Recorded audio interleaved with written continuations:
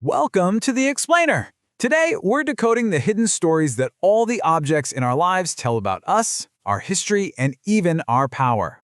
So here's our game plan. We're going to start with humanity's very first tools, then uncover the mystery of what history forgets. After that, we'll see how objects can be used to wield power, explore how they connect entire worlds, and finally, we'll ask a big question. What will our own things say about us? All right, let's kick things off by going way, way back to the very beginning of our relationship with the things we make. This idea is just perfectly captured by one of the earliest objects we've ever found, a simple stone chopping tool. Now, sure, it was functional, but here's the thing. Our ancestors kept chipping away at it long after it was sharp enough to use. They gave it this symmetry, this beauty that went way beyond just survival. And that little bit of extra effort, that was the start of it all, the beginning of a deep connection between us and the things we create. And from that moment on, well, we were hooked. We literally couldn't survive without the things we make. Our tools, our clothes, our homes, they all became extensions of ourselves. And every single one of these objects carries powerful messages about who we are and where we come from. But what if those objects are our only evidence? What happens when most of them just disappear from the historical record?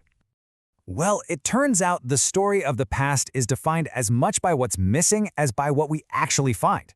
Honestly, it's like we're trying to solve a giant puzzle, but 90% of the pieces are just gone forever.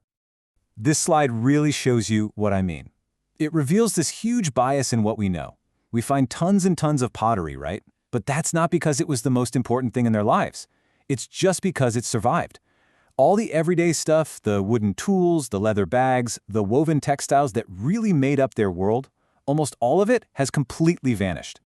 And that's the crucial point here. We're often looking at history with these massive, invisible gaps. The tough, durable stuff that survived paints a picture for sure, but it's a skewed one. It's missing the soft, woven, and flexible fabric of what daily life was actually like. But objects do so much more than just help us get by. They're also used to send incredibly powerful messages about ideology and about power. Okay, take a look at this. This isn't just some carving in a rock. It's a piece of political propaganda. An ancient ruler, a guy named Antiochos I, had this carved high up in the mountains to solidify his power and basically create a whole new social order. He did this using a really clever strategy called bricolage. You can think of it like a cultural remix. He was basically mixing and matching powerful symbols that he knew would mean something to all the different people in his kingdom. And this just brilliantly shows his goal. Look at that. On the left, you have the king dressed in a Persian style. And on the right, the Greek hero Heracles, totally nude in the classical way. By blending these symbols, Antiochos was sending a message to everyone, no matter their background, that his authority was immense and backed by the gods. It was an absolute masterpiece of propaganda in stone. Now, objects don't just communicate power inside a society. When they start to move between cultures, that's when they can spark some truly radical transformation.